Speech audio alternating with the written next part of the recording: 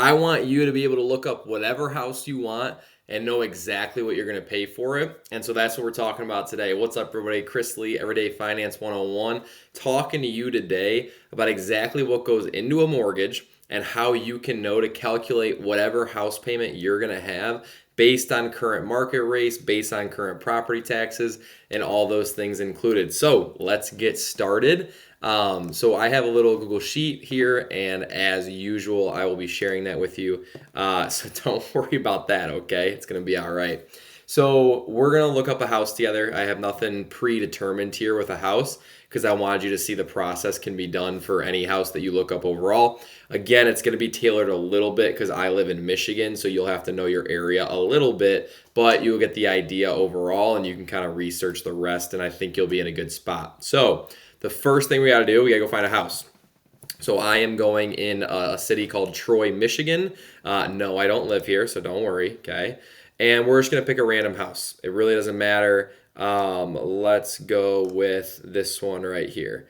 So this house, wow, just posted 16 hours ago, is $400,000 and 3-bed, 4-bath, 3,000 square feet. I don't know for you if that's really cheap or really expensive based on your area, but this is what we got, okay? So first thing that we're going to put over here, what is it? Well, let's just use 400,000. So we are going to assume that we bought this house for $400,000. Perfect. We can make another assumption here. If it's your second house, I prefer that it be a 20% down payment. So that's what I'm just going to assume here. So if we take that 400,000, right, and we times it by 20%, you would have to put 80,000 down to get to 20%. Yes, I know there's closing costs and other things, but that's not the point exactly of this video. It's just to show you how to calculate your monthly payment. So we bought a $400,000 house and we put $80,000 down, okay? So then we have to see like what are current market interest rates. And so typically most people are gonna get a 30-year mortgage. So if we go current 30-year mortgage rates, we're probably going to be somewhere in the high to mid sixes, I would assume. Again, this is going to be variant based on your credit score, based on your lender. Looks like anywhere from 6.5 to 6 point. Let's use 6 3/4. We'll kind of go in between here. And so then back here, for our principal and interest, this is what's going to be derived based on that interest rate for the mortgage overall. So when we go into a loan calculator, the loan amount is going to be determined on how much you borrowed, right? So we ended up borrowing 400,000 minus 80. So we borrowed 320,000 in this scenario, okay? We are going to pay it off in 30 years. We're going to do a 30-year fixed mortgage, and it looks like rates are about 6 3/4 right now for that. This is going to tell us the principal and interest on the loan that we are paying. So it looks like it's going to be $2,075.51 in just principal and interest. Okay, this is not including the other things that go into a mortgage. So $2,075.51, that is our monthly cost.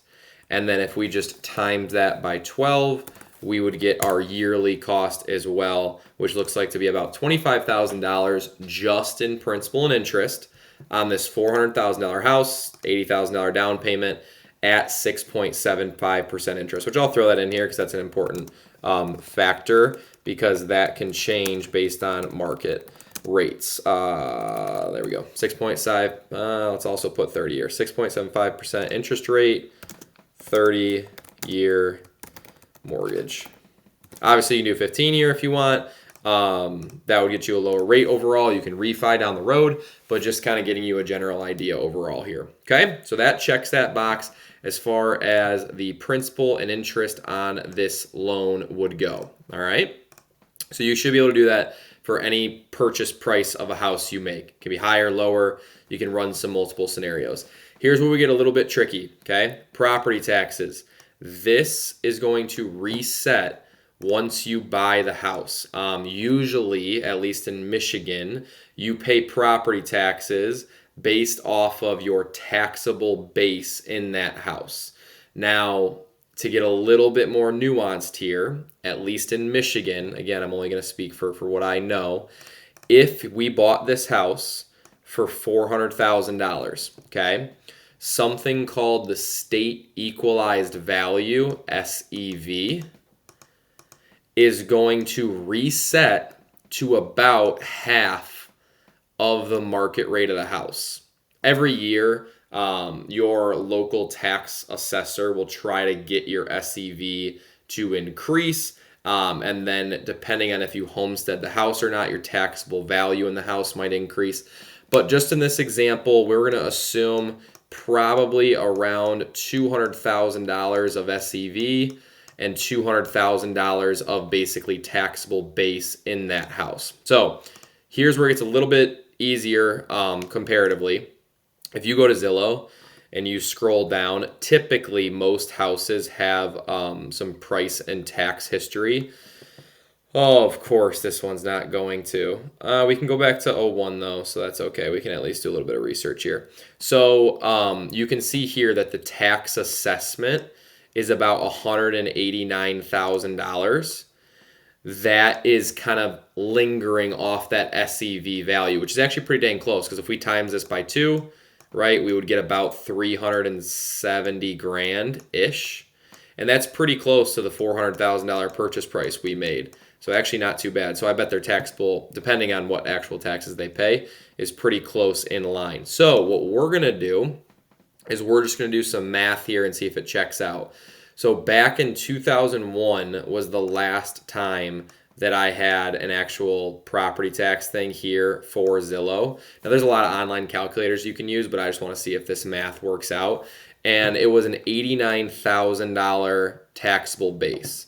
So if we clear that out, we bring up our calculator, we should be able to make the math work here. And then based on just kind of what I know for Michigan property taxes, I'll kind of see if it's right. So we took the let's take the most recent one. Let's take 2001. $3,188, and we divide that by 89,010, which was the taxable base back in 01.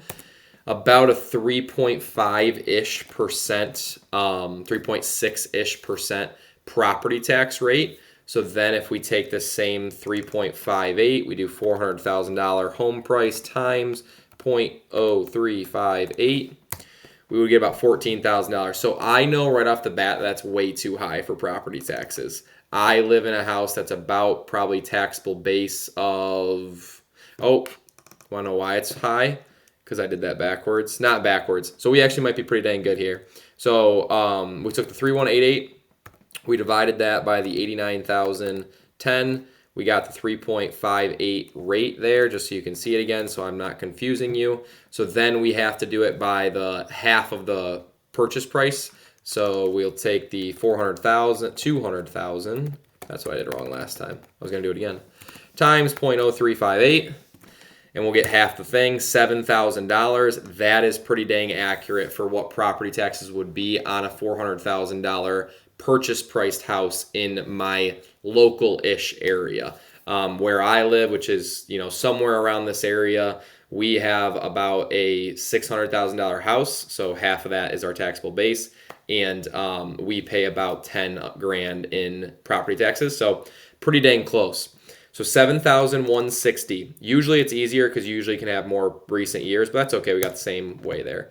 So for property taxes for the year, 7,160. You could also, if you want, just Google a property tax estimator. Let's see how close we can get here. So this one, never used this property tax estimator, but this is actually going to be pretty dang helpful, I think. So I know that Troy is in Oakland County. And where is Troy? Right there. And then we would be in Troy School District.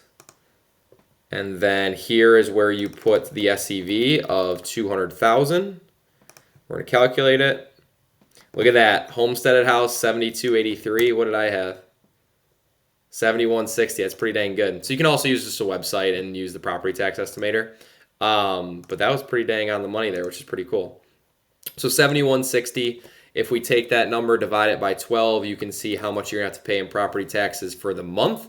And so now you can start to build that we have a 26-ish $100 mortgage payment, but we got home insurance. Home insurance is a little more tough to estimate. So I'm just gonna do based off of our house value. So if you can see in here, I know it's small, but 0.0043 is kind of the decimal that I'm using here. And I'm gonna multiply it by the full house value of 400,000.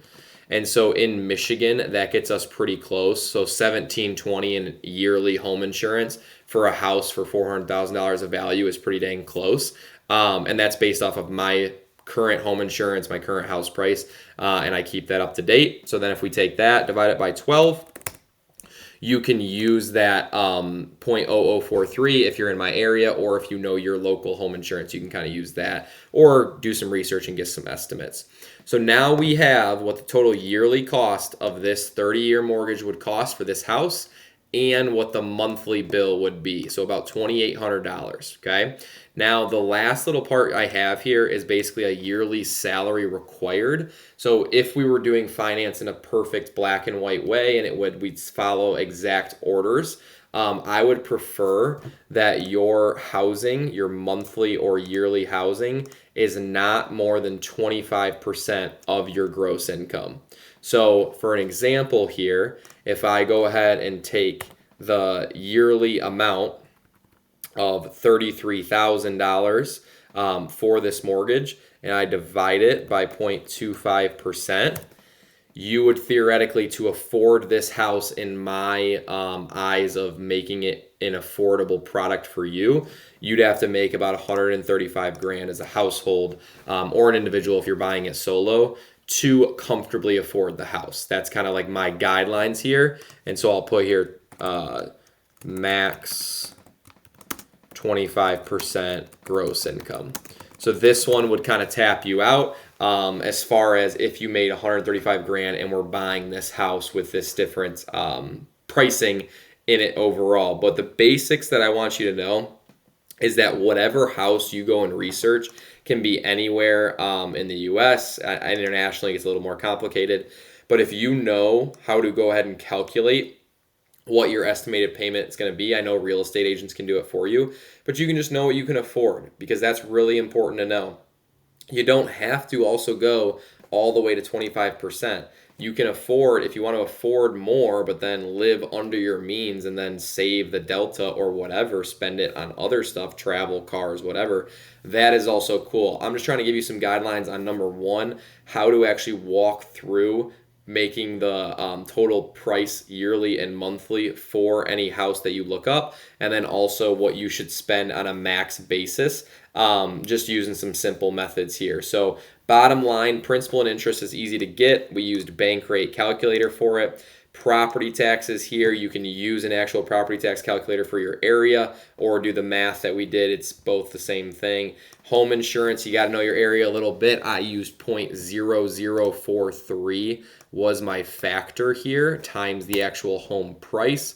And then we got the yearly and the monthly, and you divide that by 25% to see how much money you have to make to afford the house. Hopefully that kind of concept and walkthrough is helpful. Happy to do whatever I can to just make finance a little bit easier for you to understand, because that's my goal. I want to make whatever things I struggle with easy for you, so that along this journey you can get things right the first time and not have to look back and be like, oh, I wish I could have done that differently. Okay? Hopefully this is helpful. Chris Lee, Everyday Finance, and I will see you guys in the next one.